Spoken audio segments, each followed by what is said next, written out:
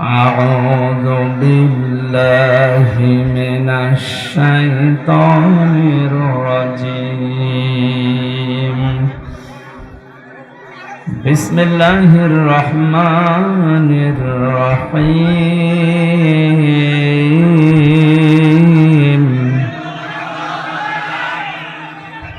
لقد كان لكم في رسول الله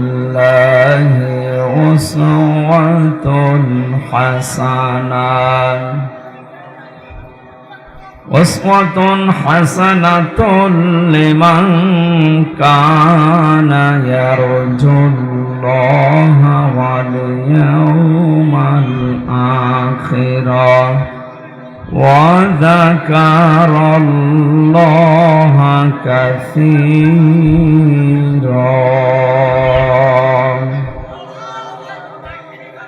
صدقت يا ربنا اللهم صل على مولانا محمد وعلى آل سيدنا مولانا কত ব্যথা কত ভাবে সয়েছ যে তুমি তোমারি খোলে লাল তায়েফের ভূমি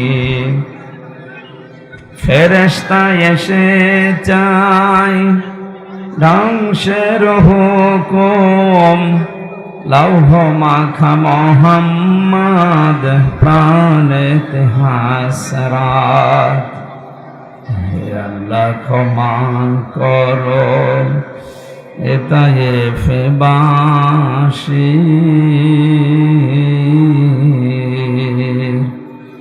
এরা বজলি তো আমি যে মোহাম্মদ হৃদয়ে মোহাম্মদ। আলহামদুলিল্লাহ। বাংলাদেশের বিভিন্ন রাজনৈতিক দলের নেতৃবৃন্দ, রাজারহাট থানার সম্মানিত অফিসার ইনচার্জ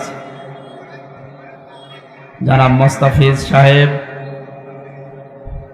সামনে বসা মুসলমান ভাইরা, পর্দার আড়ালের সম্মানিতা মা এবং বোনেরা, প্রাণপ্রিয় কুড়িগ্রামবাসী, নতর শিরে শুকরিয়া আদায় করছি মাবুদের, যিনি আমাদেরকে স্বাধীনতা দিয়েছেন।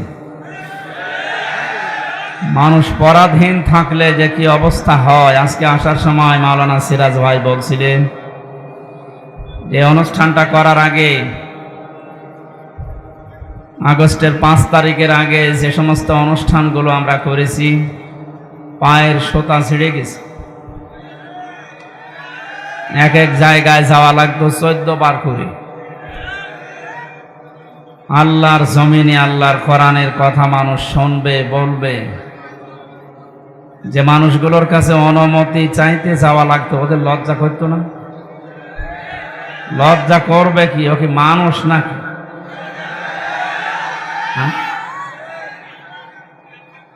মানুষ হলে তাদের কাছে কোরআনের কথা বলতে যাওয়ার জন্য অনুমতি চাইতে যাওয়া লাগবে। তারা মানুষ কি করে হয়? এটা তো শুধু মুসলমানদের জন্য আল্লাহ দেয়নি। হাদা বায়ানুল লিন্নাস হুদাল লিন্নাস, এ বায়ান, এ বক্তব্য পৃথিবীর মানুষের জন্য, সে যে ধর্মে বসবাস করতে পারে। সুতরাং এ বক্তব্যগুলো আল্লাহ দিয়েছেন তামাম পৃথিবীর সব মানুষের জন্য। তাও আল্লাহ দিয়েছেন জীবিত মানুষদেরকে আমার কোরআনে কারিম শোনাও। হাদা বায়ানুল লিন্নাস ওয়া হুদান ওয়া মাউইযাতুল লিল মুত্তাকিন। আল্লাহ তাআলা বলেন, এর ভেতরে যত বক্তব্য আছে আমি আল্লাহ দিয়েছি, এটা জিন্দা মানুষের জন্য।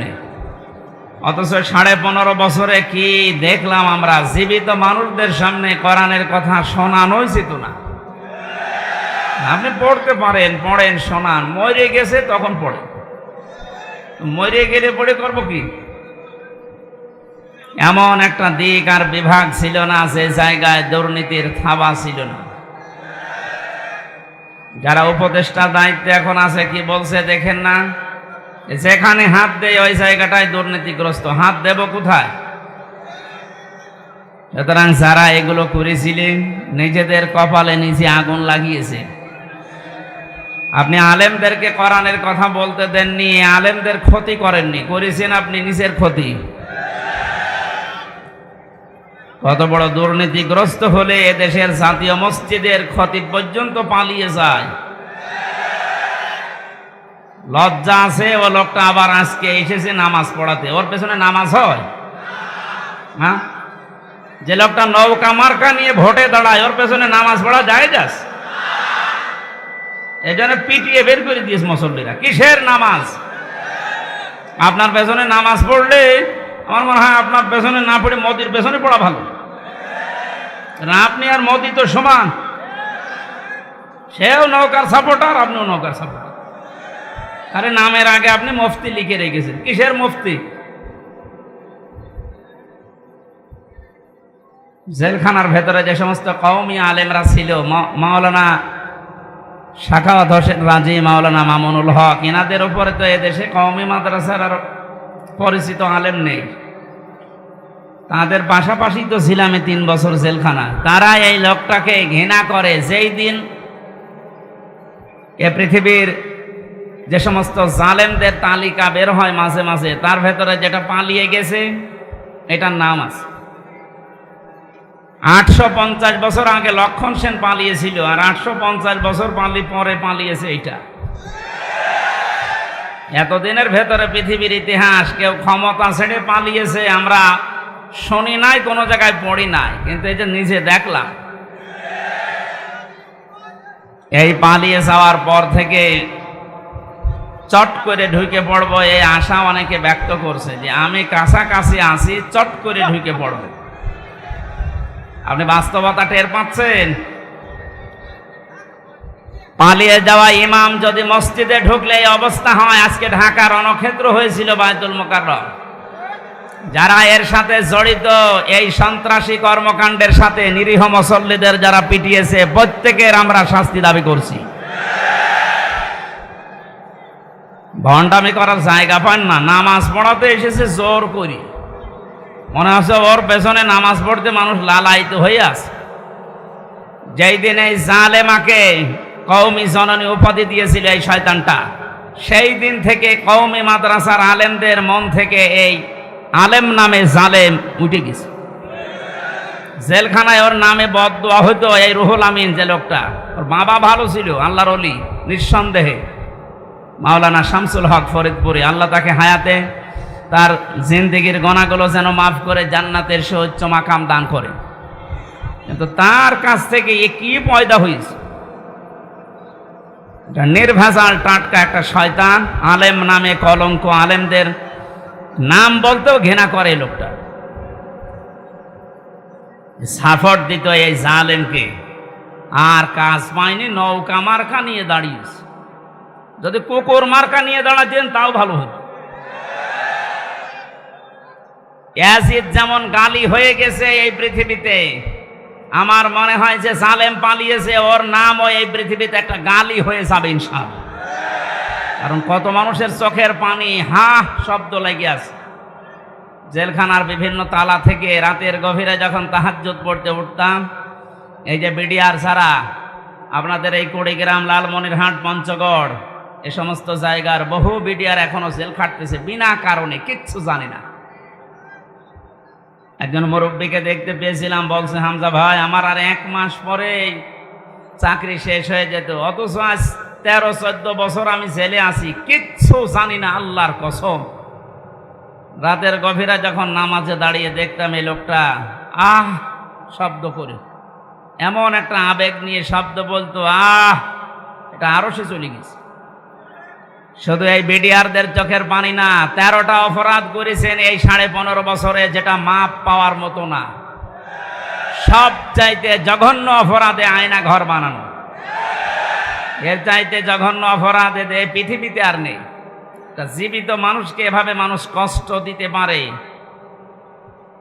আমার মনে হয় দেশের 18 কোটি মানুষ যদি আপনাকে মাফ করে দেয়, ব্যারিস্টার আরমানের বউ জীবনও মাফ করবে না।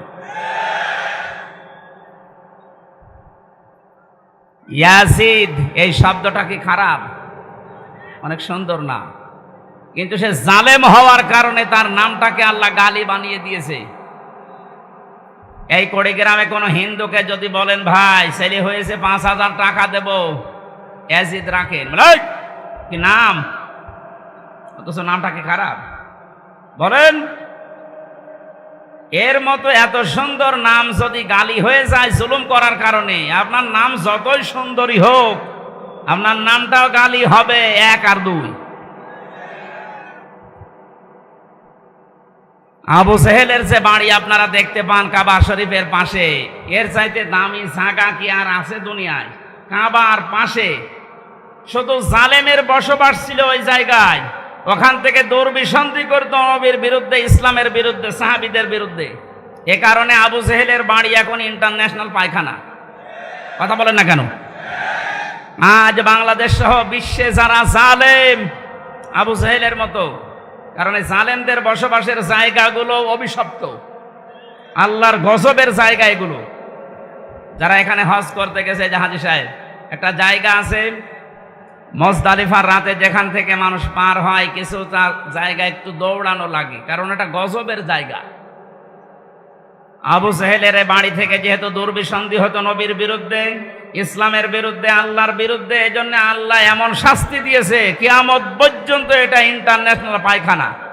এ বাংলাদেশেও সেই ঘরে বসে বসে যে যত নম্বর হোক, 32, 34, 35 নাম্বার, এই জায়গাগুলোতে যারা এদেশের ইসলাম নিয়ে আলেমদেরকে নিয়ে দুর্বিসন্ধি করতেন, এই বাড়িটাও আমরা ইন্টারন্যাশনাল পায়খানা দেখতে চাচ্ছি। সারা বিশ্বের মানুষ আসবে যেন ওই জায়গায় কাজ করে শান্তি পায়, মানুষ যেন বোঝে যে এখানেও এক আবু সেহেল ছিল। আবু সেহেল নয় তো কি? অনেকে মনে করে উনি হজ করেছে হাজী সাহেব। আরে ভাই, হজ করেছে বাংলাদেশ থেকে, যে আর আবু সেহেল কাবা শরীফের সভাপতি ছিল। সুতরাং আপনারা কি কে বলবেন আমি জানি না, আমার দাবি এইটাই, এবং বহু আলেম এই মতই দিয়েছে যে এই যে বিভিন্ন নম্বরওয়ালা বাড়ি যেগুলো 32, 33, 34, 35, 36 নাম্বারওয়ালা বাড়ি নেই, যত নাম্বার বাড়ি আছে জালেমদের আস্তানা, যেগুলো যেগুলো ইসলামের দুর্বিসন্ধি করত বসে বসে আলেমদের বিরুদ্ধে, এই জায়গাগুলো সব জাদুঘর বানান না আবু সেহেলের মতো টয়লেট বানিয়ে। আমি কাবা শরীফ ঘোরার ছিলাম উপর দিয়ে, জায়গা পাইনি নিচ দিয়ে, হঠাৎ শেষ করে 7 পাক মারার পরে আমার অবস্থা খারাপ। আমি ওই আবু সেহেলের যে বাড়ির পাশে, আমি জানতাম না যে ওটা ওর বাড়ি, ওখানে যেয়ে দেখছি আমার পেটে ব্যথা করছে। এক পুলিশকে ডাক দিয়ে বললাম, ভাই এতক্ষণ তো আমি ভালোই ছিলাম, এখন আমার পেটে ব্যথা করছে। পুলিশ আমারে বলছে, ইয়া হাজিউল হুজ্জার আয়না বিলাদুকা, ও হাজি দেশ কোথায়? যে তুমি বাংলাদেশ। আমি বাংলাদেশ থেকে এসেছি। আমারে বলছে, আপনি জানেন না এটা কোন জায়গা? না তো। আবু সেহেলের বাড়ি। আপনি এখনো পায়খানা না করে দাঁড়িয়েছেন, তাড়াতাড়ি যান। আমি কাজ করে দেখি আমার পেটের ব্যথা ভালো হয়ে গেছে। আমার মনে হয় এদেশেও যাদের পেটে ব্যথা উঠবে, এই জালেমদের এই সমস্ত আস্তানাতে গিয়ে টয়লেট করলে পেটের ব্যথা ভালো হয়ে যাবে, কারণ জায়গাগুলো সব গজবের জায়গা। এদেশে তো দেখতে পেয়েছি আগস্টের 5 তারিখের পর থেকে আলেমদের যত আস্তানা ছিল জালেমদের, এই দেশে প্রায় জালেমের আস্তানায় ভাঙা শেষ। এই এলাকায় মনে হয় এখনো শুরু হয়নি। আমার কুষ্টিয়ায় যে 2টা ছিল, ইট খুলে নিয়ে চলে গেছে, এমনকি টয়লেটের প্যান তাও খুলে নিয়ে চলে গেছে। ওইটাও রাখবো না। জালেমদের প্রতি আল্লাহরও রাগ, আর আল্লাহর বান্দাদের তো রাগ আছে। সুতরাং যে লোকটার লাখ লজ্জা নেই, কোন লজ্জায় আপনি আসলেন সেই গোপালী থেকে আবার এই নামাজ পড়াতে ঢাকার বুকে? পিটিয়ে মেরে ফেলিনি মানুষ, তাই তো ভালো। আজ 15 জনের উপরে আহত। যে অবস্থার সৃষ্টি হয়েছে, 24 ঘন্টা সময় দিয়েছে সেই আলেমরা যে ওকে গ্রেপ্তার করে ডিম দেওয়া হোক, কোনো অসুবিধা নেই। আমার রিমান্ডে 10 দিন নিয়ে ডিম দেয়নি, আমারে দেখিয়েছিল যে এই যে আমরা এইটা দেই। আমাকে শুধু দেখিয়েছেন আর রোজা করেছে আজকে আমরা সরাসরি ওরে ডিম দিতে চাচ্ছি, রাজি আছেন?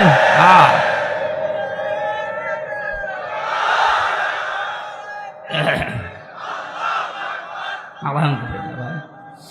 না, জালেমদের আর কোনো ছাড় নেই।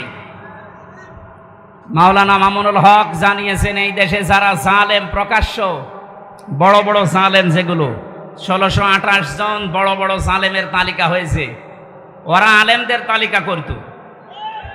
আমি জেলে বসে আছি কাশিমপুর কারাগারে গাজীপুরে, আর আমার নামে তালিকা করেছে 116 জনের নাম শোনেননি? তার ভেতরে আমার নাম। আমি বলছি আমি জেলে, আর আমার তালিকা হয়ে যাচ্ছে। এদেশে 1628টা চেয়ার ছিল জালেমদের দোসর, এদেরও নামগুলো তালিকা করে করে কুড়িগ্রাম রাজারহাট মোড়ে মোড়ে টাঙিয়ে দেবেন। কিয়ামতের আগে যেন এদেশে কোনো জালেম আর ফিরে আসতে না পারে। চট করে ঢুকে পড়বে। ওর ইমাম শুধু চট করে ঢুকে কি দাবড়ানি খেয়েছে দেখতে পাচ্ছেন না? আপনি আসেন, আপনাকে দিয়ে অনেকে ডুক ডুকি বাজাবে, বিশেষ করে রংপুরের আবু সাইদের মা। আমি কয়েকদিন আগে গিয়েছিলাম, ওর বাবা বলছে আমার এই ছেলেটা ছোটবেলা থেকেই প্রতিবাদী।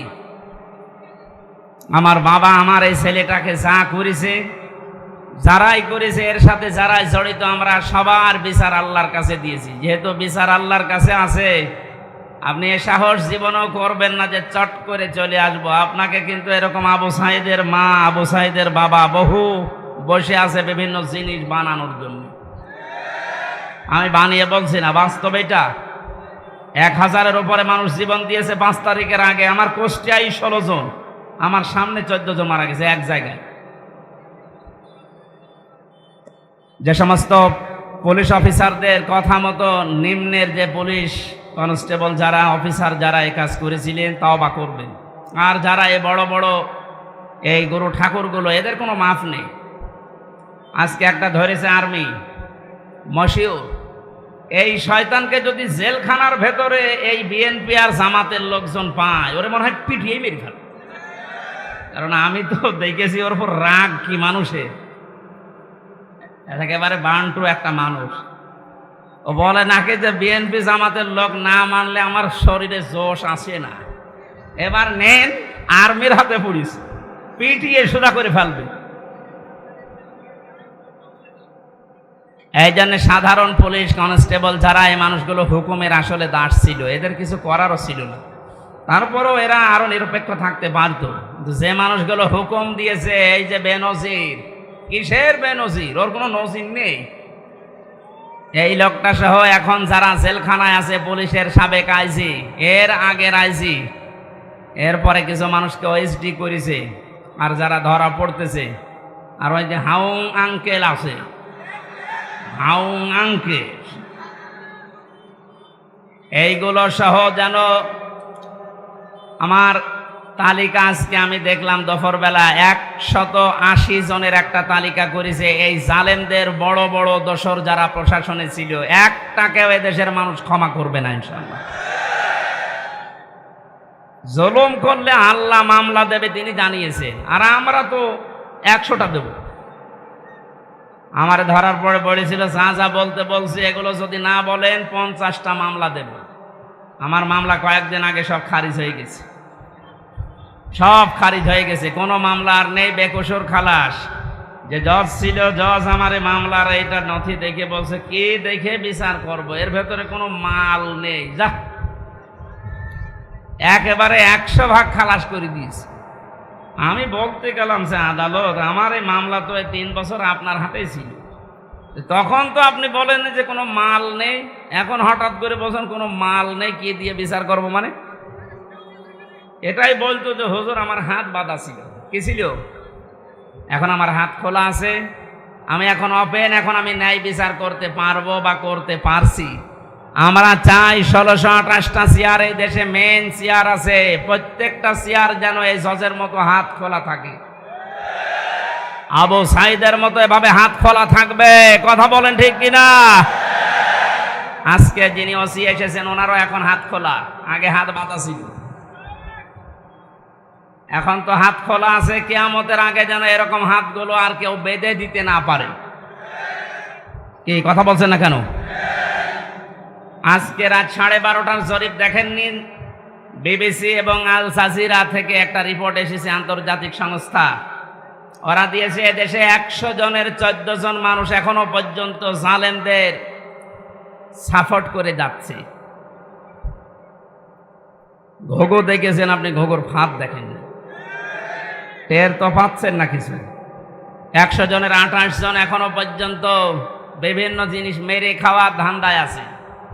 আপনারা থামবেন। 100 জনের 58 জন মানুষ দেশে এখন চাচ্ছে যে ইসলাম দেশে রাষ্ট্রীয়ভাবে কায়েম হোক। এটা তো আমি বানালাম নাকি? আপনি আল জাজিরা নিয়ে আসেন, রাত 12:30টায় রিপোর্ট বের হয়েছিল। আমার কালকে ছিল ফরিদপুর, তার আগের দিন চট্টগ্রাম। এই আসার সময় গাড়িতে দেখতে দেখতে আসছিলাম ইন্টারনেট থেকে, আন্তর্জাতিক খবরগুলো কি আসে দেখি। বাংলাদেশ দিয়ে একটা রিপোর্ট তারা বের করছে। এখন দেশের অবস্থা এই, 58 জন মানুষ চাচ্ছে এদেশে ইসলাম কায়েম হোক, ইসলামের হাতে দেশটা যাক। 28 জন মানুষ চাচ্ছে না আমাদের হাতে দিন। আর 14 জন মানুষ এখনো পর্যন্ত জালেমদের দোসর এবং তাদের সাফাই গেয়ে যাচ্ছে।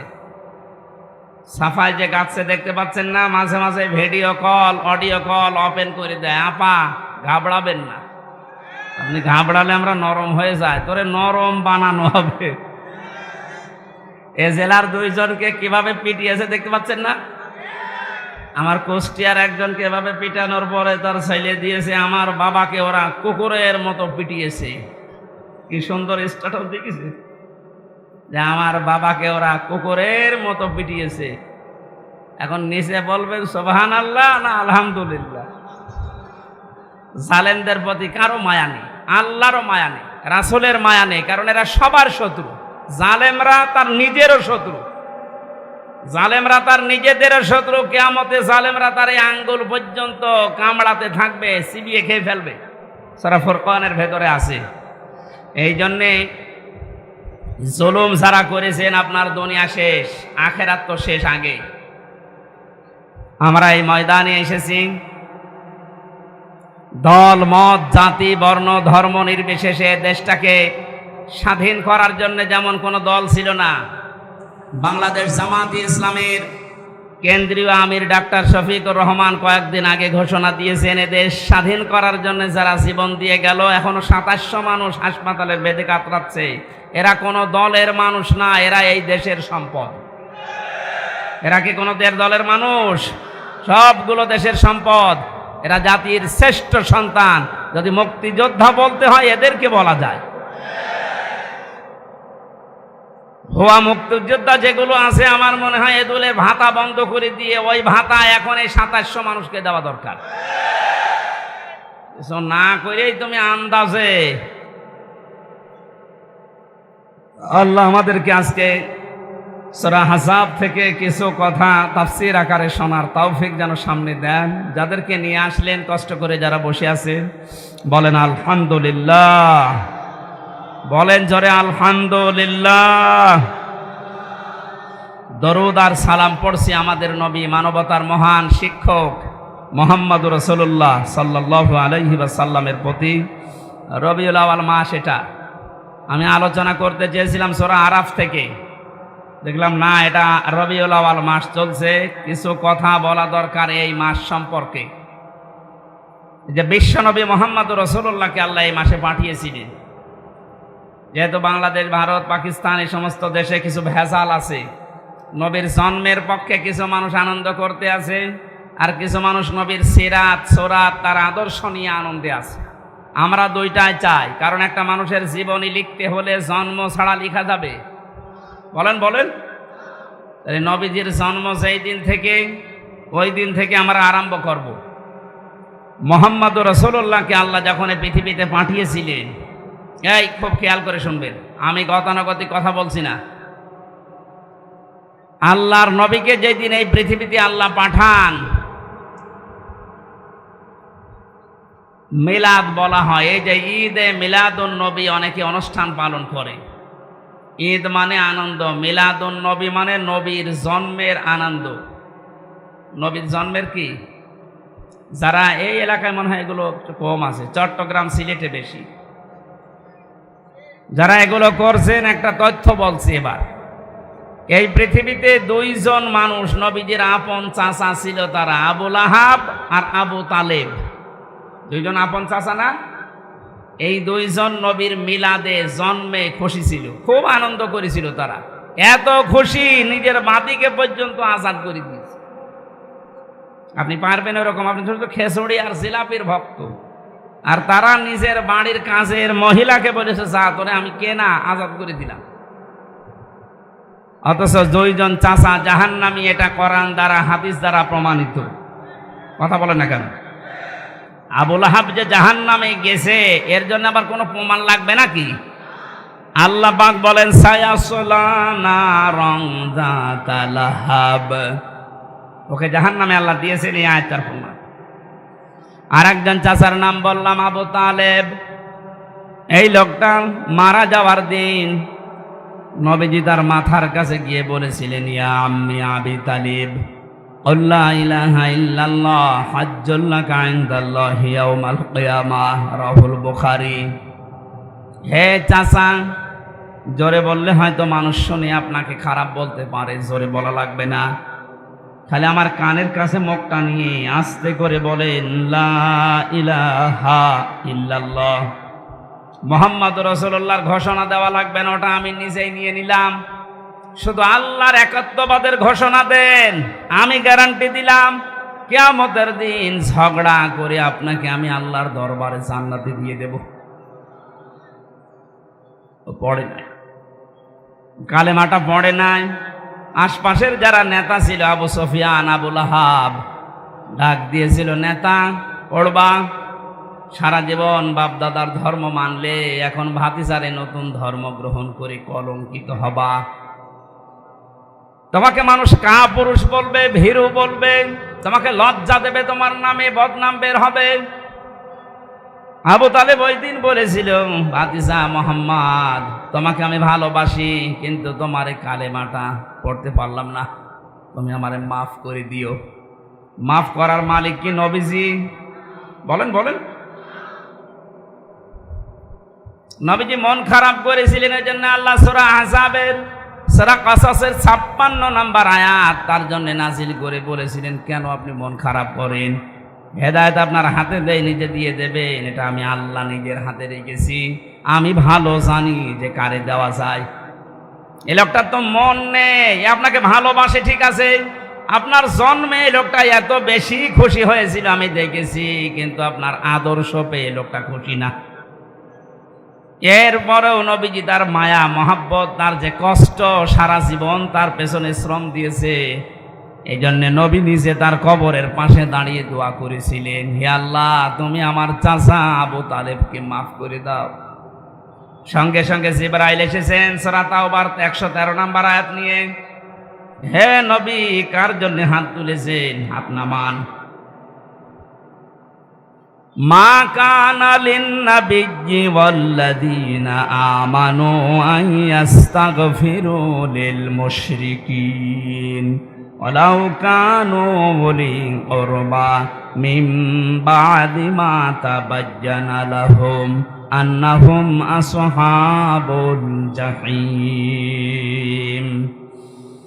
আল্লাহ পাক বলেন, কোন নবীর জন্য, কোন ইমানদারের জন্য এটা জায়েজ না, শোভনীয় না, উচিত না, এই পৃথিবীতে কোন মুশরিকের জন্য সে আল্লাহর কাছে ক্ষমা চাবে।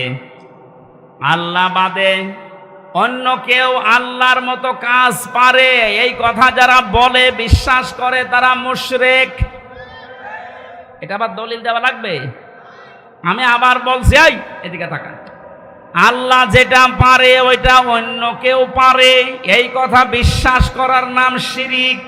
আর শিরিক যে করে সে মুশরিক। এ পর্যন্ত মানেন তো? এই কথা বলেন না কেন? আল্লাহ যেটা পারে ওটা অন্য কেউ পারে, এই বিশ্বাস করার নাম শিরিক। আর শিরিক যে করে সে মুশরিক। আরো জোরে বলেন। যে লোকটা নামাজ পড়ানোর জন্য সে গোপালগঞ্জ থেকে এসেছে, এ লোকটার নামে আলেম হতে পারে, আল্লামা লেখা থাকতে পারে, লোকটার কার্যকলাপ এবং যাদেরকে সাপোর্ট করেছে এই লোকটা মুশরিক।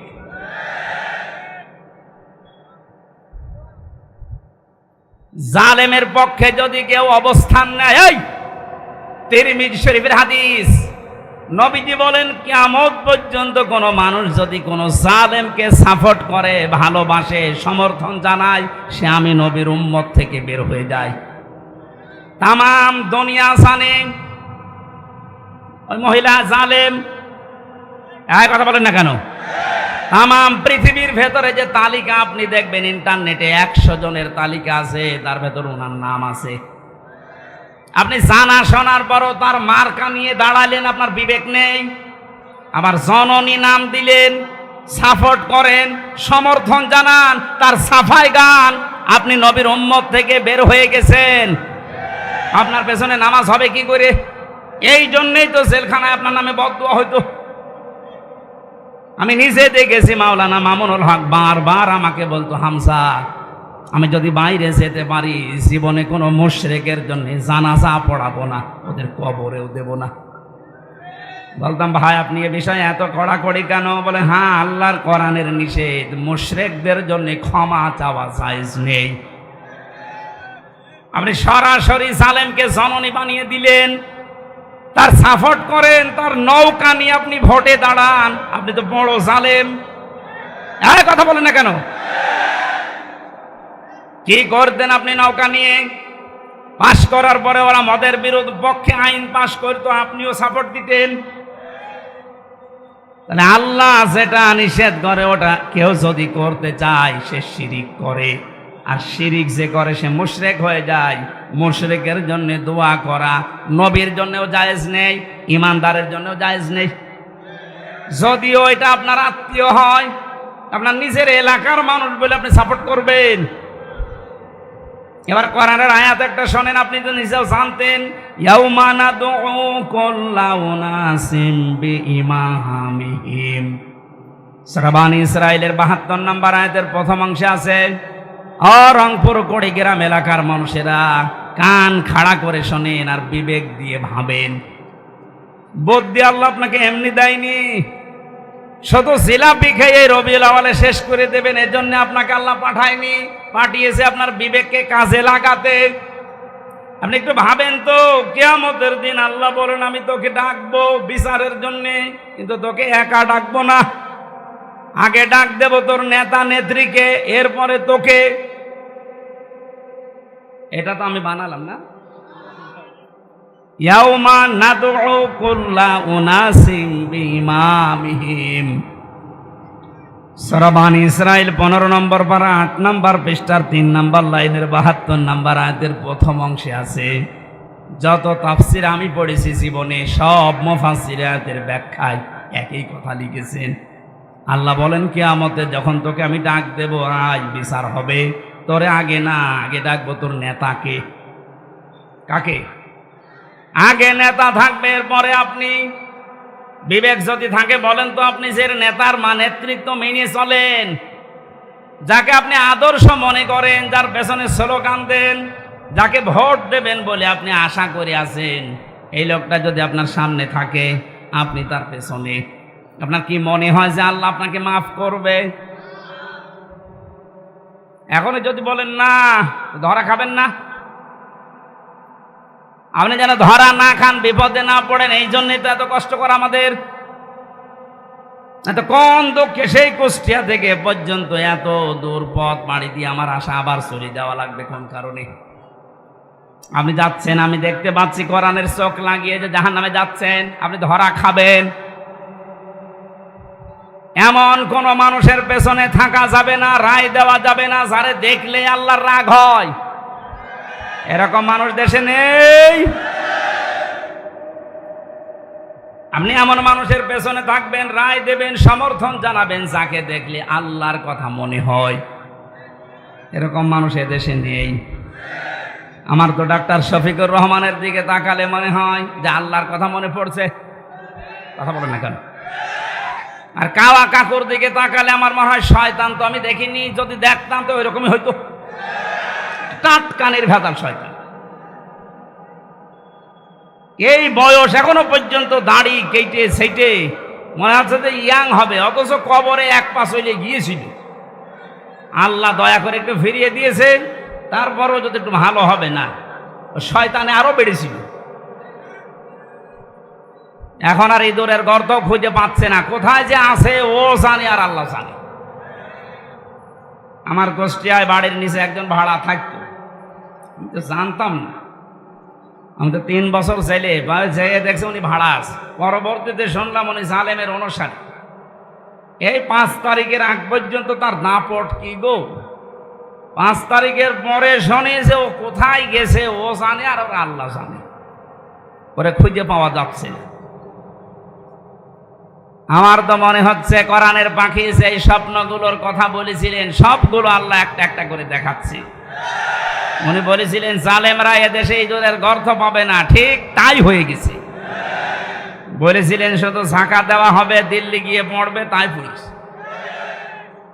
যদি বলতো যে আমেরিকায় পড়বে তাও তো হইতো, যা বলেছে তাই হয়েছে। ওনার আর একটা স্বপ্ন ছিল, বলেছিল এই দেশে জালেমদের নাকের উপরে কালেমার পতাকা পতপত করে উড়বে ইনশাআল্লাহ। আমার মনে হয় সেই স্বপ্ন এখন বাস্তবায়নের পথে ইনশাআল্লাহ, ওটা আমরা দেখতে পাচ্ছি। 58 জন যখন চাচ্ছে দেশে যে ইসলাম রাষ্ট্রীয়ভাবে কায়েম হোক, আর কিছুদিন যেতে দিন, এদেশের 100 জনই চাইবে যে না আমরা কোরআন চাই। কারণ 53 বছর তো আমরা দেখেছি। আমার এখন 33, আমি দেখিনি, মুরব্বী দেখতে পারে বাপ। হ্যাঁ 75 জন। যারা মুরব্বী আছে তারা দেখেছেন বাবা চালিয়েছিল, দুর্ভিক্ষে মানুষ মারেছে। এই দুর্ভিক্ষ হয়েছিল না, আমরা তো পড়িয়েছি। শুধু স্বামী চালিয়েছিল এদেশ, চাচা চালিয়েছে, আপনাদের চাচা, ভাবি চালিয়েছিল, বউ চালালো দেখলাম।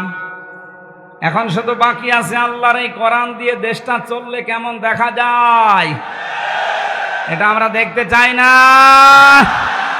আমার জীবনের সবচাইতে বড় আশা এটা।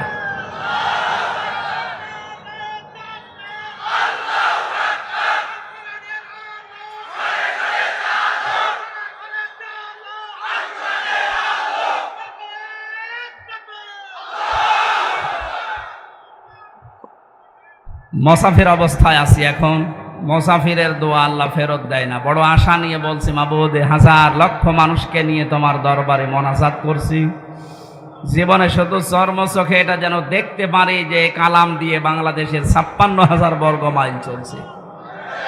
এটা একটা মিনি জান্নাত হয়ে যাবে, আপনি টের পাচ্ছেন না। তাই অনেকে যারা লাল পানি খায়, যারা বাবা খায়, যারা আকিস বিড়ি খায়, এখানে তৈরি হয় না জলিল বিড়ি, এরা মনে মনে ভাবে যে হ্যাঁ ইসলাম যদি এদেশে চলে আসে তাহলে আমি বিড়ি খাবো কি করে, আমি লাল পানি খাবো কি করে। শোনেন, এই যে ইনি মসজিদের খতিব, লেখা দেখলাম মসজিদের ভেতরে যদি এই দাড়ি কাটা মানুষটা যায়, এখন ওনার মনে করেন বিড়ি খাওয়ার অভ্যাস আছে, নেশা আছে, মসজিদের ভেতরে ঢোকার পরেও নেশা থাকবে। যদি নেশা লাগেও সে পরিবেশ মসজিদে খেতে পারবে? বলেন বলেন কেন? কারণ পুরাটা জায়গা আল্লাহর রহমত দিয়ে ঘেরা। মসজিদ রহমতের জায়গা, এ কথাকার আল্লাহুম্মা আফতাহ লি আবওয়াবা রহমাতিকা, হে আল্লাহ তোমার রহমতের সব দরজা খুলে দাও। এজন্য রহমত পেতে হলে মসজিদে যাওয়া লাগবে। কোথায় যাওয়া লাগবে? পৃথিবীতে রহমতের জায়গা মসজিদ, আর মসজিদের বাইরে যা আছে দুনিয়ার সবগুলো গজবের জায়গা, বিশেষ করে মাজারগুলো। অনেকে মনে করছে মাজার, হ্যাঁ মাজার কেন বললাম, নবীজি জানিয়েছেন কিয়ামতের দিন 2 প্রকার মানুষকে আল্লাহ সবচাইতে কঠিন শাস্তি দেবেন। তার 1 নম্বরে যারা মাজারের খাদেম ছিল। তুমি খেদমত করার আর জায়গা পাও না, মাজারের খাদেম হয়ে বসে আছো, ওরে খেদমত করা দরকার। কারণ যত মাজার এই দেশে সবগুলো শিরিকের আস্তানা আর জেনার আড্ডাখানা। নারী পুরুষের অবাধ মেলামেশা যদি দেখতে চান, আপনি যান লালনে মাজারে, মন মন গাঁজা খাচ্ছে মানুষ। কোন কারণে মাজার রাখা লাগবে? আল্লাহর ওলি যারা আল্লাহর পছন্দীয় মানুষ, এদের কবরগুলো সংরক্ষণ করে রাখে, কেউ যেন ইহানত করতে না পারে, নষ্ট করতে না পারে। তাই বলে ওখানে যে সেজদা দেবেন, গাঁজা খাবেন, লা তাত্তাখিদুল কুবুর মাসাজিদা, কবরকে মসজিদ বানিও না, সেজদার জায়গা বানিও না। এ ঘোষণা শোনার পরেও যারা সেজদা দেয়, কোন কারণে ওইটা রাখতে হবে বলেন? এই কারণেই তো হক্কানি আলেমরা বলছে মাজার গুড়িয়ে দাও, কোনো দরকার নেই। এগুলো থেকে যে ব্যবসার টাকা আসতেছে, আজকে আমি আকিজ গ্রুপে ছিলাম ঢাকাতে। আকিজের বড় ছেলে ডক্টর মহিউদ্দিন সাহেব উনি বলছিলেন যে দেশের যে মাজারগুলো আছে যেখানে ব্যবসা হয়, সরকার যেন মাজারগুলো সব নিজেদের আয়ত্তে নেয়। এখানে মানুষ না বুঝে আর বুঝে যা টাকা পয়সা দেয়, এ টাকাগুলো সব রাষ্ট্রের কাজে লাগায়। বহু টাকা কালেকশন হয়। আপনি কি মনে করছেন আটরশির মাজারে যান, কোটি কোটি টাকা মাসের পরে মাসে উপায় হচ্ছে। এগুলোর দায়িত্ব যদি সরকার হাতে নেয়, এই দায়িত্বের টাকাগুলো সব রাষ্ট্রের কাজে লাগান। মানুষ বুঝে দিক আর না বুঝে দিক, টাকা তো রাষ্ট্রের কাজে লাগছে, শয়তানরা আর পাবে না। বড় বড় দাড়ি, গোপ, মোষ, উপর নিচে সব সমান করে মনে হচ্ছে কি হয়ে গেছে।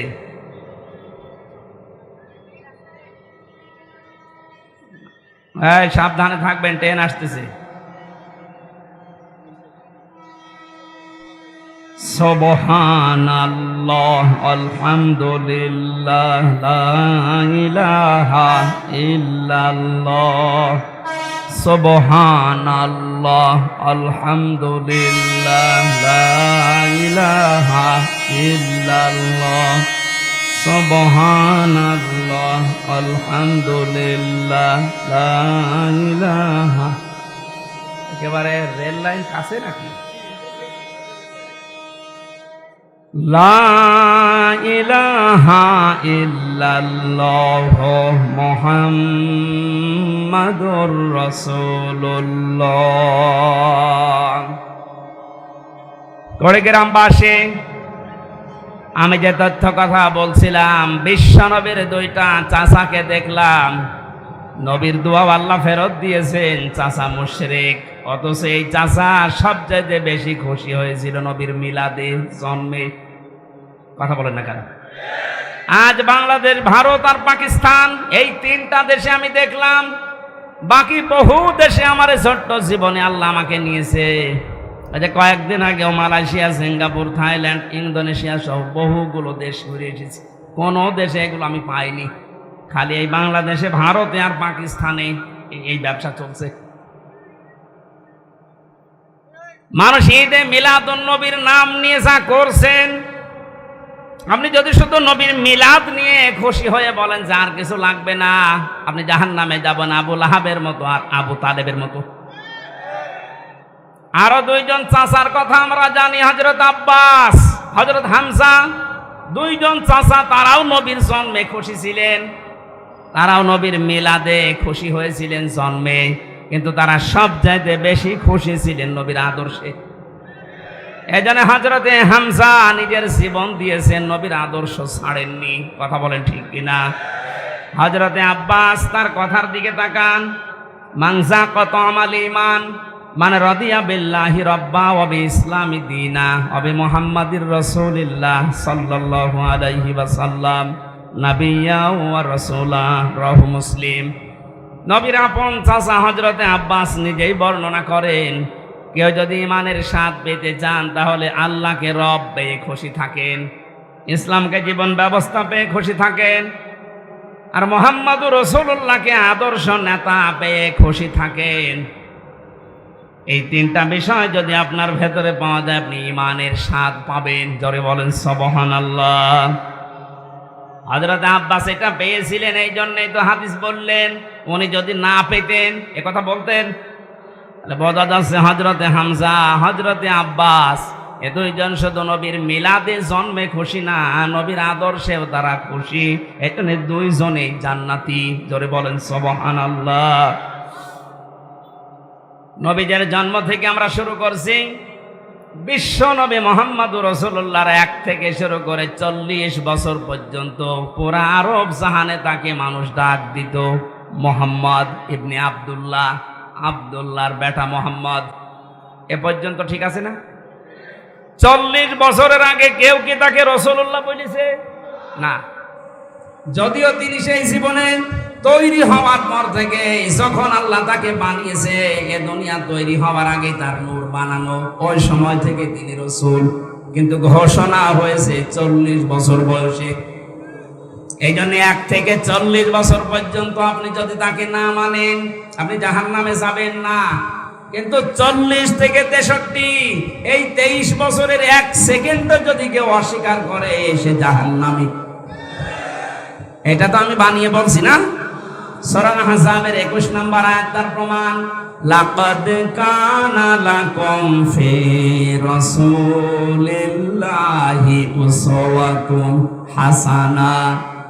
এই যে ফি রাসূলিল্লাহি, রাসূলুল্লাহর জীবনের ভেতরে তোমাদের জন্য মহত্তম আদর্শ আমি আল্লাহ লুকিয়ে রেখেছি। অনেকে বলতে পারতেন না মুহাম্মদ ইবনে আব্দুল্লাহর জীবনী বলেছে, কি বলেছে? রাসূলুল্লাহ।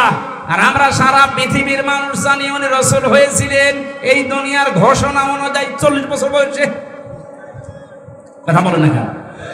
40 বছরের আগে পুরো আরব জাহানে তাকে ডাক দিত মানুষ আল আমিন, আস-সাদিক বা মুহাম্মদ ইবনে আব্দুল্লাহ। কিন্তু 40 বছরে তিনি যখন কোরআনে কারীম পেয়েছেন, তখন আর মুহাম্মদ ইবনে আব্দুল্লাহ শুধু না, তখন হয়ে গেছেন তিনি রাসূলুল্লাহ। এই কথা বলা লাগবে। আল্লাহ কি বললেন এই আয়াতে? তোমাদের জন্য মহত্তম আদর্শ লুকিয়ে রেখেছি আমি রাসূলুল্লাহর জীবনে। তার মানে 40 থেকে 63 এই 23 বছর রাসূলুল্লাহর জীবন পুরাটা আপনাকে মানাই লাগবে, মাস্ট বি। এর ভেতরে একটা সেকেন্ড আপনি ছাড় দিতে পারবেন না। যদি বলেন না এটা আমি মানি না, তাহলে আপনার ঈমান পরিপূর্ণ হয়নি। কথা বুঝতেছেন? রাসূলুল্লাহকে আদর্শ মানা লাগবে। যে উসওয়াতুন হাসানা, এ শব্দটা দুনিয়ায় কাউকে আল্লাহ দেয়নি।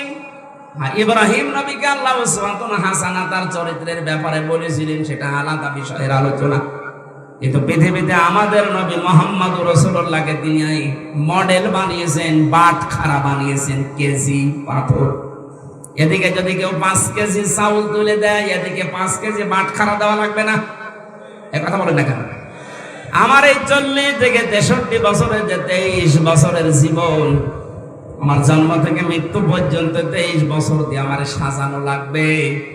আপনি একেবারে মেপে পরিপূর্ণ করে নিতে পারবেন, কারণ তিনি নমুনা, মডেল, আদর্শ আমাদের জন্য। তাও একমাত্র উসওয়াতুন হাসানা এর একটার আগে আলিফ লাম আল্লাহ দেয়নি। এবার আসেন মূল কথা বলছি। বিশ্ব নবী মুহাম্মদ রাসূলুল্লাহ কেন একমাত্র আদর্শ আমাদের জন্য? যে সূরা থেকে পড়লাম, সূরার নাম হচ্ছে আহজাব। কি বললাম? থেকে আহজাব শব্দের শাব্দিক অর্থ দল, সমূহ, বাহিনী। এই যে দল, এই শব্দটা কোরআনে নেই। বলেন না কেন? যারা এই কথা বললে আগে তো এই যে আগস্ট মাসের 5 তারিখের আগে এ জালেমরা বলতো দলীয় কথা বলবেন না, রাজনীতির কথা বলবেন না, বলতো না? কথা বলেন। থানা থেকেও 14টা লিখে দেওয়া হয়তো যে এই কথা বলা যাবে না। আমি কি এখানে আমার বাবার কথা বলতে আসি সেই কুষ্টিয়া থেকে? আমি তো আগেই বললাম, আমি জরানের চোখ লাগিয়ে দেখতে পাচ্ছি আপনি জাহান্নামে যাচ্ছেন। আরে ভাই, আপনি জাহান্নামে গেলে আমার অসুবিধা নেই, কিন্তু আপনাকে আমার বাঁচাতে হবে। আপনাকে যদি আমি কিছু না বলে জান্নাতে যেতে চাই, কিয়ামতের দরজায় দাঁড়িয়ে বলবেন যে আমারে কিছু বলে নাই, পরে 20 গ্রাম নিয়ে এসেছিলাম, আমাকে বাঁচায় নাই, আমি জানতাম না। এটা যেন বলতে না পারেন, এই জন্য এত কষ্ট স্বীকার করা।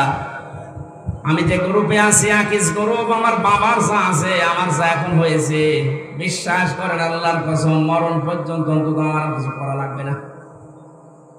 এত কষ্ট স্বীকার করা, এই যে স্বাধীনতার পর থেকে আজকে 1 মাস 12-13 দিনে প্রতিদিন 2টা-3টা করে, তাও 5 কিলো 10 কিলো না, প্রতিদিন আমার মনে হয় আমার জার্নি হয় প্রায় 1000 কিলোমিটার। কালকে সেই মাদারীপুরে, তার আগের দিন চট্টগ্রাম, আজকে এখানে, এভাবে প্রতিদিন 700-800-1000 কিলোমিটার দৌড়ানো লাগছে। আমি দেখতে পাচ্ছি জাতির মানুষেরা জাহান্নামের দিকে দৌড়াচ্ছে। এমন মানুষকে আপনি সাপোর্ট দিয়ে জাহান্নামে দৌড়াচ্ছেন, যারে দেখলে আল্লাহর রাগ হয়। আপনি যেন বাঁচতে পারেন, এই জন্যই বলছি, দলের কথা বললে আপনার রাগ হয়। আপনি যে দল করেন দলই আপনাকে জাহান্নামে নিয়ে যাবে। দলের কথা কোরআনে যদি নাই থাকে তাহলে আয়াতগুলো আপনি বাদ দিয়ে দেবেন। সূরা আলে ইমরানের 103 নম্বর আয়াতে আল্লাহ জানিয়েছেন ওয়াল তাকুম মিনকুম উম্মাতুন ইয়াদউনা ইলাল খায়র, অবশ্যই তোমাদের ভেতরে একটা দল থাকতেই হবে। কয়টা দল? আরো জোরে। আল্লাহর দৃষ্টিতে যে দলের কথা আছে কোরআনে, এ দল করতে হলে 4টা জিনিস লাগে। আপনার কি রাগ হয়ে গেল? না এই আয়াত বাদ দিয়ে দেবো। আমি যে নোট করেছি তাফসীর থেকে, কেউ যদি দল করতে চান মিলান তো আপনার দলে এগুলো আছে কিনা, নাকি আপনার আবার রাগ হয়ে যাবে? হ্যাঁ, আমি তাফসীর হাক্কানি থেকে লিখেছি।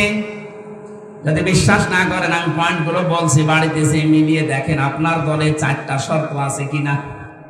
একটা দল যদি কেউ করতে চায় কমপক্ষে একটা দলের ভেতরে 4টা জিনিস লাগে। প্রথমেই লাগে একজন নেতা। নেতা ছাড়া দল হবে?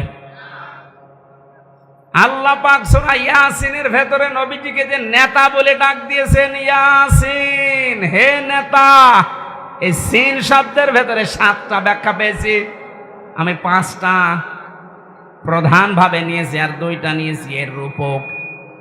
কোন মানুষ যদি নেতৃত্ব দিতে চায় অবশ্যই তার 7টা গুণ লাগবে, মাস্ট বি, তার লাগবেই। আন্দাজে নেতা হওয়া যায় না। 7টা গুণের প্রথম নাম্বার গুণ হচ্ছে তাকে বৈধ হওয়া লাগবে। কারণ এই পৃথিবীর যত নেতা, আমরা বিশ্ব নেতা বলি নবীদেরকে, কঠিন হয়ে যাচ্ছে। এ পৃথিবীর বিশ্ব নেতা নবীরা, নবী রাসূল দুনিয়ায় যারা ছিলেন আমরা জানি সবাই। এই আলেম কারা আছেন একটু খেয়াল করবেন। এটা এই দুনিয়ায় যারা বিশ্ব নেতা বলে দাবি করি আমরা যে এগুলো বিশ্ব নেতা, অধিকাংশর দিকে তাকান তারা নবী ছিলেন। নবীরা নেতা ছিলেন না? ওয়াজআলনাহুম আইম্মাতান, আল্লাহ বলেন আমি এই পৃথিবীতে নবীদেরকে নেতা বানিয়ে পাঠিয়েছি। ইয়াহদুনা বিল হক, তারা সত্য পথে মানুষদেরকে আহ্বান জানিয়েছেন। এজন্য নেতা হওয়ার প্রথম বৈশিষ্ট্য আল্লাহ পাক দিয়েছেন, কেউ যদি নেতৃত্ব দিতে চায় তার জন্ম হওয়া লাগবে বৈধ। কারণ কোন নবীর রক্ত আল্লাহ কোন হারাম রক্তের ভেতরে প্রবেশ করার নাই। আজ বিশ্ব নেতার দিকে তাকান, পৃথিবীতে বহু মানুষ নিজেকে বিশ্ব নেতা বলে দাবি করছে, অনেককে করাচ্ছে, অথচ তাদের জন্ম ঠিক নেই। তাদের মা এক ধর্মের, বাবা এক ধর্মের। বেশি বলে ফেললাম। আমার ফাঁসি চাই, এ বইটা কিনেন দেখেন। আপনার যদি রাগ হয়, বীর মুক্তিযোদ্ধা মতিয়ার রহমান রেন্টুর লিখা, লেখেন এই বইটা নিয়ে আসেন। এখন বাজারে পাওয়া যাচ্ছে, 15 বছর তো বাজেয়াপ্ত ছিল, এখন পাওয়া যাচ্ছে। দেখেন, মা এক ধর্মের, বাবার এক ধর্মের। আপনি আন্দাজে বিশ্ব নেতা বানিয়ে দিলেই হবে। নবীদের কথা বলছিলাম কেন, এটা কোরআন থেকে এবার দলিল নেন।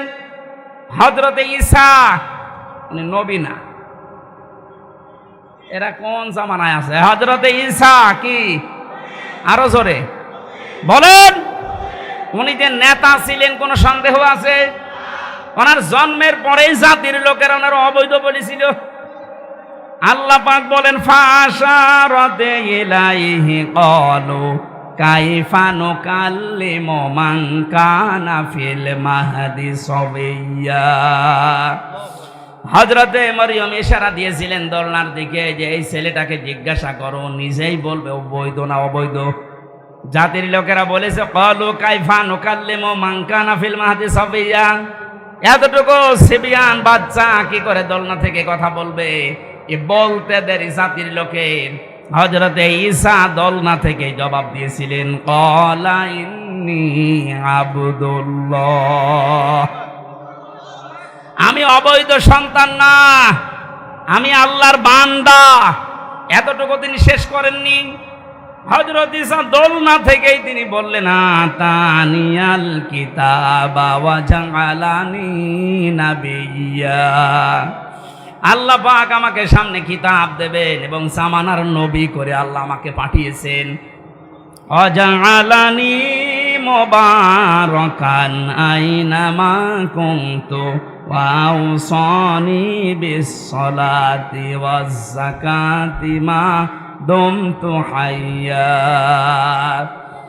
নেতৃত্ব যারা দেন, ও নেতারা কান খাড়া করে শোনেন। হযরত ঈসা ডাক দিয়ে দোলনা থেকে জাতির লোককে জানিয়েছে, আল্লাহ পাক আমাকে সামনে কিতাব দেবেন, জামানার নবী করে পাঠিয়েছেন। শুধু নবী না, ওয়াজআলানি মুবারাকান আইনামা কুনতু, আমি যেখানেই থাকবো জায়গাটা আল্লাহ বরকতময় করে দেবেন। নেতাদের বৈশিষ্ট্য এইটা, প্রথম গুণ তাদের, তারা যেখানে যাবে আল্লাহ ওই জায়গাটা বরকত দিয়ে ভরে দেয়। আজ দেশের দিকে তাকান, যে সমস্ত নেতা কোন জায়গায় গেলে ওই জায়গাটা ধর্ষণের সেঞ্চুরি করে, অন্যের বউ নিয়ে ভেগে যায়। এই যে দরবেশের জীবনী পাওয়া যাচ্ছে না এখন। কোন ব্যাংকারের বউ নিয়ে ভেগে গেছে। ঈসা আলাইহিস সালাম তিনি নেতা ছিলেন, তিনি বললেন আল্লাহ যেখানে আমাকে নেয় সেখানেই বরকত দিয়ে আল্লাহ ভরে দেয়। আপনি নবীর আদর্শের নেতা, তাকান আজ আমি নাম ধরেই বলছি, ডাক্তার শফিকুর রহমান যেখানেই যাচ্ছে মনে হচ্ছে বরকত দিয়ে ভরে যাচ্ছে। কুষ্টিয়ায় 16টা শহীদ পরিবারে 32 লাখ টাকা দিয়ে এসেছে কয়েকদিন আগে। এদেশে টাকা, হ্যাঁ, কুড়িগ্রাম 8 লাখ দিয়েছে। যেখানে যাচ্ছে সেখানে বরকতে ভরে যাচ্ছে। মানুষ তার চেহারা দেখার জন্য পাগল। টাকালা লোক নেই এদেশে। দরবেশের মতো মানুষ 32 না 36,000 কোটি টাকা আত্মসাৎ। এমন নেতা যেখানে যায় শুধু মারিং, শুধু কাটিং। আর এমন মানুষকে আমরা দেখতে পাচ্ছি যেখানে যাচ্ছে বরকত দিয়ে ভরে যাচ্ছে। আপনি নেতা খুঁজে পান না, আন্দাজে লাফান। যেখানে যাবে নেতা, তার কোয়ালিটি এটা, জায়গাটা আল্লাহ নিজে বরকত দিয়ে ভরে দেবেন। নেতারা কি বলেন, ওয়াউসানি বিস-সালাতি ওয়াজ-যাকাতি, আল্লাহ আমাকে আদেশ দিয়েছেন আমি যেন নামাজ পড়ি, আমি যেন যাকাত দেই। কি নেতা নামাজ পড়ে না? এরকম নেতা নেই। রাজশাহীর অধ্যাপক মুজিবুর রহমান জামাতের নায়েবে আমির, উনি ঘোষণা দিয়েছেন এই দেশে যদি কেউ নামাজ না পড়ে, কেউ যদি সম্পদের যাকাত না দেয়, ওকে ভোট দেবেন না। এই কথা বলেন না কেন? উনি এই আয়াতের দলিল দিয়েছেন। নেতা ছিলেন হযরত ঈসা, তিনি জাতির লোককে বললেন আমি আদেশ পেয়েছি যে নামাজ পড়া লাগবে, যাকাত দেওয়া লাগবে। কতদিন? মা দুমতু হাইয়া, যতদিন আমি বেঁচে থাকি। নেতাদের আরো বৈশিষ্ট্য আল্লাহ বলেছেন, ওয়া বাররাম বিওয়ালিদাতি ওয়া লাম ইয়াজআলনি জাব্বারান শাকিয়্যা। বলেন আল্লাহু আকবার। আমার মনে হয় কোরআনের এই কথাগুলো একটু বানিয়ে বানিয়ে বলছি। আলেমদেরকে তাহলে জিজ্ঞাসা করেন বানাচ্ছি কিনা। সবগুলো তাফসীর থেকে আমি পড়ে এসেছি। নেতারা তাদের মা বাবার ভক্ত হয়। এমন নেতা তাকান, ঢাকাতেই পড়ে আছে সারা জীবন, মা বৃদ্ধাশ্রমে কাটায়। এদেশে নেই। নাম ধরা লাগবে। কিসের নেতা আপনি? নেতৃত্ব দেওয়ার জন্য 4-7টা কোয়ালিটি লাগে। তার 1 নম্বরে নেতারা হবে বৈধ সন্তান এবং বৈধভাবে নেতৃত্ব দেবে। এই 15.5 বছর যারা নেতৃত্ব দিয়েছে অধিকাংশগুলোই অবৈধ। এই জন্য আমরা সময় দিতে চাচ্ছি, যারা দায়িত্বে আছেন একটা সম্মানজনক সময় নিয়ে এমন একটা সংস্কার করে দেন তাড়াতাড়ি, যেন দিনের ভোট রাতে না হয়। কথা বলে না কেন? তাড়াহুড়া করে যদি তাদেরকে নামিয়ে বলি না ভোট দিয়ে দেন, কি হবে? ওই দিনের ভোট রাতে হয়ে যাবে। কারণ যারা আছে এখনো পর্যন্ত জালেম বসে আছে চেয়ারে। কথা বলেন না কেন? 100 জনের 65 জন জালেমকে বদলি করা হয়েছে। এখনো পর্যন্ত 35টা জালেম চেয়ারে আছে। এদেরকেও আমরা সময় দিচ্ছি, তাড়াতাড়ি নামিয়ে দেন। কোন জালেম যেন চেয়ারে না থাকে, কারণ এগুলো ক্যান্সার। এগুলো থাকলে আবার দিনের ভোট রাতে করে ফেলবে। এক লোক বিয়ে করে বাসর ঘরে বউ রেখেছে। দাদি শাশুড়ি যে বলছে, ওই নাতির বউ আমি কিন্তু পতি চাই। ঠিক আছে, আমার সময় দেবেন? শাশুড়ি এসে বলছে, বৌমা আমার নাতি চাই। মা আপনি সময় দেবেন না? কেবল আমি আসলাম, আপনার ছেলের সাথে এখন আমার দেখাও হয়নি। ননদ আর দেবর এসে বলছে, ভাবি কি করবা আমরা জানি না, আমাদের কিন্তু ভাতিজা চাই। ঠিক আছে। স্বামী এবার ভাসুর ঘরে এসে বলছে, বউ আমার কিন্তু বেবি চাই। বউ আবার মুখ তুলে বলছে, তো বংশ কি সব পাগল, এখন আমার কিছুই হইল না, 10 মাস 10 দিন যাবে, সংসার হবে, এরপরে তো কারো বেবি, কারো নাতি, কারো ভাতিজা, নাকি আমি ফেলাক্সি লোড করে সব নিয়ে আসবো? দায়িত্ব যাদের দিয়েছি অন্তত 10 মাস 10 দিন সময় তো দেবেন, কেবল 1.5 মাস। সংস্কার আরম্ভ হয়েছে, জালেমরা থাকবে না ইনশাল্লাহ, একটা জালেমও থাকবে না, সবগুলোকে চেয়ার থেকে নামিয়ে এখানে নতুন মানুষ রিপ্লেস করা লাগবে।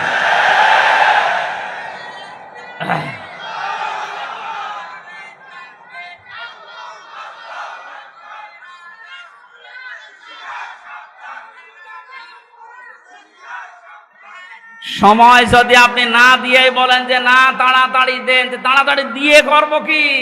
বাচ্চাকে আমি নিয়ে আসবো ফ্লাক্সি লোড করে বাইরে থেকে, আমার সংসার করা লাগবে না?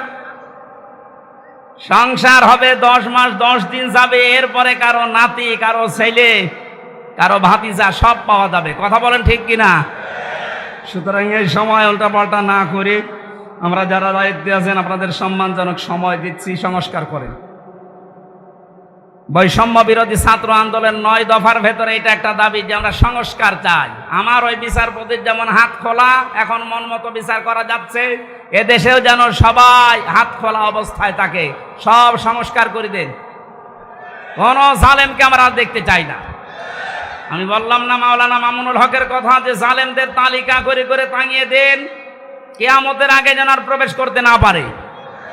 হযরত নূহ দোয়া করেছিলেন, লা তাযারা আলাল আরদি মিনাল কাফিরিনা দাজ্জারা, হে আল্লাহ কোন জালেম যেন না থাকে, ওর আন্ডা বাচ্চাও যেন না থাকে, কারণ ওর পেট থেকে যেটা আসবে ওটা ডবল হারামি হবে। আমরা আশা করছি যারা আছেন খুব তাড়াতাড়ি করেন, সকাল আসতে আসতে যেন শুনি যে 35% এখনো বাকি আছে জালেমরা, এদের কারণেই তো আজকে বাইতুল মোকাররমে মারামারি হয়েছে।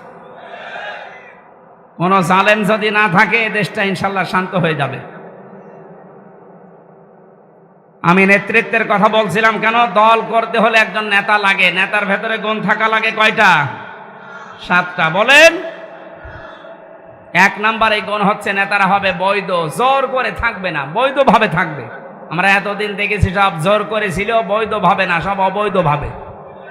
2 নম্বরে দল করতে হলে লাগে সংগঠন, সে সংগঠনের নাম আল্লাহ কোরআনে দিয়েছেন, ওয়ালতাকুম মিনকুম উম্মাতুন, জাতি হওয়া লাগবে, উম্মত হওয়া লাগবে কোরআন কেন্দ্রিক। এখানে 4টা কর্মসূচি আছে, যেই দলের ভেতরে এই 4টা থাকবে তারা ভালো কাজে আদেশ দেবে, অন্যায় দেখলেই তারা প্রতিবাদ করবে। আপনি দেখেন এই দেশে হাজার হাজার দল আছে, ভালো কাজে আদেশ দেওয়া, অন্যায় দেখলেই প্রতিবাদ করা কাদের ভেতরে?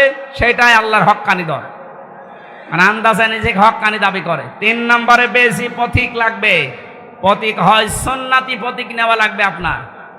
এই পৃথিবীতে আমার মনে হয় ন্যায় বিচারের মানদণ্ড যেটা দাড়িপাল্লা, টুপি, এর ভেতরে আরো 5টা পেয়েছি আমি। দাড়িপাল্লা, টুপি, এগুলো সব ন্যায় বিচারের প্রতীক, সুন্নাত, আল্লাহর নবীর আদর্শের ভেতরে এগুলো ছিল। যদি আপনার মার্কা নিতে হয় এরকম মার্কা নেবেন, হয় টুপি মার্কা নেন, নাই দাড়িপাল্লা মার্কা নেন। 4 নম্বরে পেয়েছি আমি অফিস লাগে। এ পৃথিবীতে দল করতে হলে অফিস লাগে না? আমাদের অফিস আছে, আমাদের অফিসের নাম মসজিদ।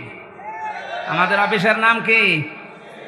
যাদের আনাগোনা মসজিদের সাথে, যাদের সম্পর্ক মসজিদের সাথে, এমন এমন দল আমরা পাই, মসজিদ তো দূরের কথা, কোনোদিন পূর্ব দিকে পশ্চিম দিকে আষাঢ় খেয়েও পড়ে না। ও যদি আষাঢ় খেয়ে পড়েও তো দিল্লির দিকে পড়ে, মানে পশ্চিম দিকে পড়বে তো না। আমাদের এই অন্তরটা ঝুলিয়ে রাখা লাগবে কিসের সাথে? মসজিদের সাথে। বলেন বলেন। নবীজি বলেন, যার অন্তর সবসময় মসজিদের সাথে ঝুলে থাকে, 1 ওয়াক্ত নামাজ পড়ে বের হয়ে যায়, আবার কখন নামাজ পড়তে যাবে এরকম মন যার, এই লোকটাকে কিয়ামতে আরশের ছায়া আল্লাহ নিজে স্থান দিয়ে দেবেন। জোরে বলেন সুবহানাল্লাহ। তাহলে অনুসরণ করা লাগবে মোহাম্মদ ইবনে আব্দুল্লাহকে না রাসূলুল্লাহকে? আল্লাহর নবীকে অনুসরণ করলে 27টা উপকার হয় দুনিয়া আখেরাত মিলে। কয়টা? আরো জোরে বলেন। 1 নম্বরে আল্লাহ পাক বলেন, এ পৃথিবীতে একজন মানুষকে আমি পাঠালাম যাকে অনুসরণ করলে জীবনের গুনাহগুলো মাফ হয়ে যায়। قُلْ إِن كُنتُمْ تُحِبُّونَ اللَّهَ فَاتَّبِعُونِي يُحْبِبْكُمُ اللَّهُ وَيَغْفِرْ لَكُمْ ذُنُوبَكُمْ وَاللَّهُ غَفُورٌ رَّحِيمٌ। সূরা আলে ইমরানের 31 নম্বর আয়াতে আছে, ইবনে কাসিরে পাবেন। হে নবী, আপনি বলেন যদি আল্লাহকে ভালোবাসি এ দাবি করো তাহলে আমার অনুসরণ করো। আমার অনুসরণ যখন থেকে আরম্ভ করবা ওই সময় থেকে আল্লাহ 2টা পুরস্কার দেবে। 1 নম্বরে জীবনের গুনাহগুলো মাফ করে দেবে, 2 নম্বরে জান্নাতি বলে ঘোষণা দিয়ে দেবে। এবার আমার প্রশ্ন, অনুসরণ করা লাগবে নবীকে পূর্ণাঙ্গ না আংশিক? না না, এদিকে তাকান। এই যে ফাত্তাবিউনি, আমার অনুসরণ করো, এ কথা বলতে নবীজি বলেছেন অনুসরণ কি আংশিক না পূর্ণাঙ্গ? আমাদের অনুসরণ কি আংশিক হয় না পূর্ণাঙ্গ? আমরা হয়তো আজ অনেকেই দাড়ি, টুপি, পাগড়ি, জুব্বা, খাবারের পরে মিষ্টি খাওয়া, মেশাক করা এইগুলো নিয়ে ব্যস্ত, কিন্তু নবীর জীবনে যে আরো আছে পূর্ণাঙ্গ করতে হলে, বিশ্ব নবী খাবারের পরে যেমন মিষ্টি খেয়েছিলেন, নামাজের আগে যেমন মেশাক করেছিলেন, এই নবী 10 বছর কোরআন দিয়ে রাষ্ট্র চালিয়েছিলেন। এইটা আপনার কাছে সুন্নাত মনে হয় আর ওইটা আপনার কাছে রাজনীতি মনে হয়। আপনি মানুষ, আমার মনে হয় নবী এখন বেঁচে থাকলে আপনি এইটাই বলতেন। এই জন্য আমাদের অনুসরণ আমরা দেখতে পাই যে আংশিক হচ্ছে, পূর্ণাঙ্গ হচ্ছে না। আর যারাই যুগে যুগে দেখলাম পূর্ণাঙ্গ অনুসরণ করেছে তারা মাপ পেয়েছে, তারা জান্নাতের গ্যারান্টি পেয়ে গেছে। আর যারা পূর্ণাঙ্গ অনুসরণ না করে আংশিক অনুসরণ করেছে তারা জাহান্নামী, তারা মাফও পায়নি, জাহান্নামে গেছে। তার প্রমাণ আব্দুল্লাহ ইবনে উবাই। এ লোকটার অনুসরণ পূর্ণাঙ্গ না আংশিক? আংশিক ছিল। ওর পুরা জীবন আমি পড়েছি। আব্দুল্লাহ ইবনে উবাইয়ের পুরা জীবনের ভেতরে আমার এক জায়গায় শুধু ত্রুটি পেয়েছি, ইসলাম দিয়ে কোরআন দিয়ে দেশ চলুক এইটাও চাইতো না। তাছাড়া বাকি সব অনুসরণ ওকে পেয়েছি আমি। রসুলের পেছনে নামাজ পড়তো, রসুলের মতো দাড়ি রাখতো, জুব্বা গায়ে দিত, কাবা শরীফ তাওয়াফ করতো নবীর সাথে, হজে গিয়ে ইফতারি করতো নবীর সাথে, নবীজির কথা মতো নিজের নাম, বাবার নাম, ছেলের নাম, নাতি ছেলের নাম সব আব্দুল্লাহ রেখে দিয়েছে। কিন্তু এক জায়গায়ও কোনোদিন চাইনি যে ইসলাম দিয়ে মদিনা চলুক। এটাকেও দুনিয়ার কাজ মনে করতো, রসুলের পেছনে থাকতো না। আল্লাহর নবী এইটা কায়েম করার জন্য উহুদে যাচ্ছিলেন, তখন 300 লোক নিয়ে ভেগে গিয়েছিল। আর যদি আপনার অনুসরণ রকম আংশিক হয়, ওর জন্য আল্লাহ দিয়েছিলেন ওয়ালা তুসাল্লি আলা আহাদিম মিনহুম, হোম আছে হোম, এটা জমির বহু বছর। আব্দুল্লাহ ইবনে উবাইয়ের নাম যদি আল্লাহ দিয়ে দিতেন তা আমরা কোনো চিন্তায় থাকতাম না, কারণ হোম দিয়ে আমরাও ঝামেলায় আছি। আল্লাহ বলেন শুধু এর না, এর মতো যারাই আসবে দুনিয়ায়, যারা শুধু আংশিক অনুসরণ করে পূর্ণাঙ্গ না, হেনবি আপনি তাদের জানাজা দূরের কথা কবরের পাশেও তোলাবেন না। আমার মনে হয় কোরআনের আয়াত যদি আজ নাজিল হওয়ার সিস্টেম থাকতো, বাংলাদেশে বহু মানুষের নামে আয়াত নাজিল হয়ে যেত।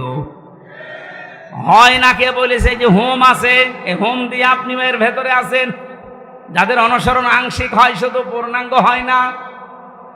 আল্লাহ আমাদেরকে যে 27টা বিষয় আমি আজকে নোট করেছি আয়াত থেকে, তার একটা প্রমাণেই রসুলকে অনুসরণ করা লাগবে একমাত্র, কেবলমাত্র, শুধুমাত্র এই জন্যে, কারণ তাকে অনুসরণ করলে জীবনের গুনাহ মাফ হয়ে যায়।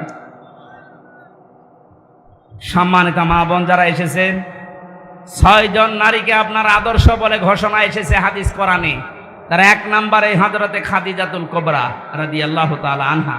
তাকে আল্লাহ সালাম দিয়েছিলেন যে কারণগুলোতে, তার অন্যতম কারণ তিনি স্বামীকে সাহায্য করতেন, ইসলামের পথে চলতে, ইসলাম কায়েম করতে, ইসলাম প্রচার করতে। যারা সাহায্য করেন স্বামীকে, যারা স্বামীর জন্য পাহারায় থাকেন, সব সময় স্বামীকে সাহায্য দোয়া করেন, তারা খাদিজাতুল কুবরার সাথে জান্নাতে থাকতে পারবে। আল্লাহ আমাদের মা বোনদেরকে খাদিজার মতো জীবন অনুসরণ করার তৌফিক দিন। আমরা যতটুকু বলেছি এতটুকুর উপরে আমল করার তৌফিক কামনা করে শেষ করছি। আল্লাহুম্মা আমিন।